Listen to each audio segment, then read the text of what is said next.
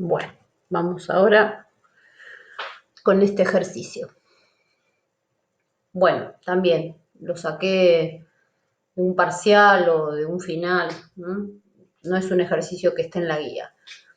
Dice clasificar la discontinuidad de g de x en x igual 3. G de x, fíjense que es una función, es un cociente entre, en el denominador tenemos un polinomio y en el numerador tenemos una función integral multiplicada por x. O sea, g de x es un cociente formado por una función integral y como denominador un polinomio. Así tenemos que ver a g de x. Si tenemos que clasificar la discontinuidad en x igual 3, ¿qué había que hacer?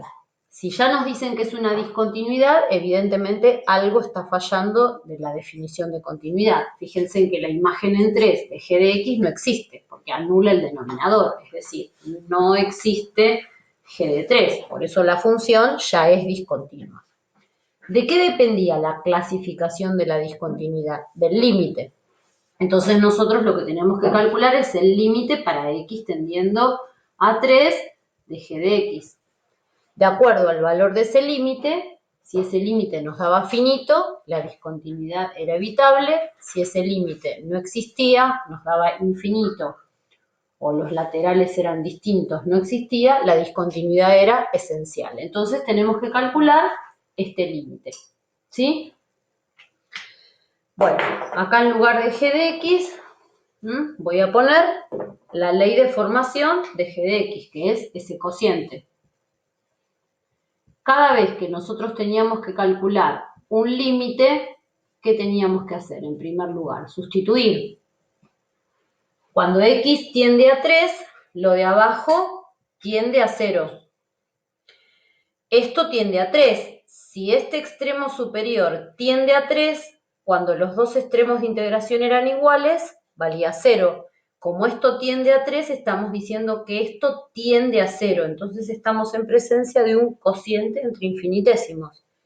Tiende a 0 el numerador, tiende a 0 el denominador. ¿Qué regla conocíamos para calcular este límite? La regla de L'Hopital. L'Hopital. Tenemos que tiende a 0 el numerador y tiende a 0 el denominador. ¿Qué nos decía la regla de L'Hopital? Que, voy a borrar para poder seguir el ejercicio, borro el enunciado. La regla de L'Hopital nos decía que teníamos que derivar el numerador y derivar el denominador. Acá, borro hasta acá. Entonces, colocamos límite para x tendiendo a 3.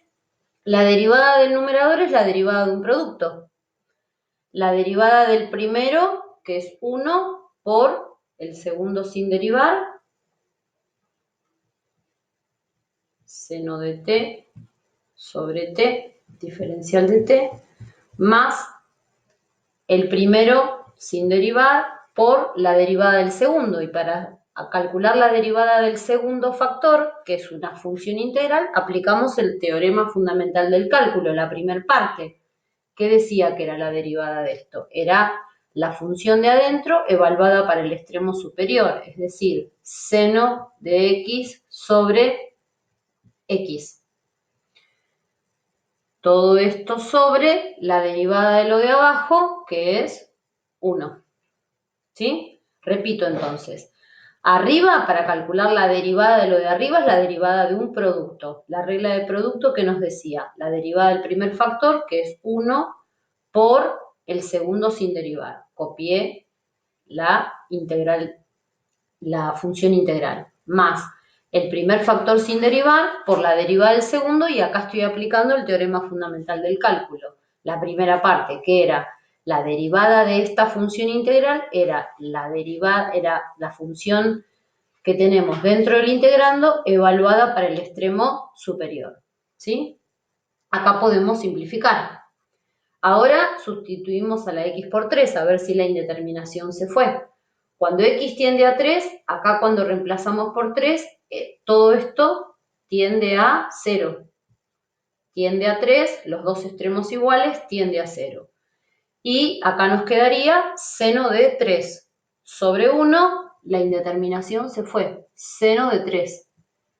Este es el valor del límite. ¿Cuál es la conclusión entonces? Si el límite nos dio finito, la discontinuidad en x igual 3 es evitable. No se olviden de dar la respuesta a lo que nos pide el ejercicio. ¿Sí? Bueno, eso es todo